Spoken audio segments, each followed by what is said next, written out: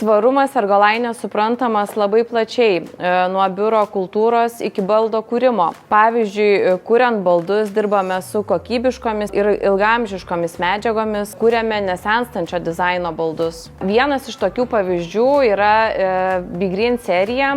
Tai ši serija yra suprojektuota taip, kad iš vienos baldinės plokštės pagaminamas ir stalas, ir stalčių spintelė ir praktiškai nelieka atraižų. Ergolaine kruopščiai renkasi partnerius, kad jie turėtų panašią viziją kaip ir mes. Tai yra, kad gaminant baldus būtų sunaudojama mažai CO2, kad baldai būtų lengvi, kad pakuotės būtų mažos arba lengvai išrenkamos, kad baldai būtų pagaminti iš mažiau dalių, bei juose nenaudojama klijų, kad baldus būtų galima perdirbti. Ergolaine tvarumas yra ne tik baldai, tačiau ir darbuotojai. Savo darbo vietose neturim šiukšliadėžių, vienintelė yra rūšiavimo šiukšliadėžė virtuvėje, tai edukuojame darbuotojus, kaip reikia rūšiuoti.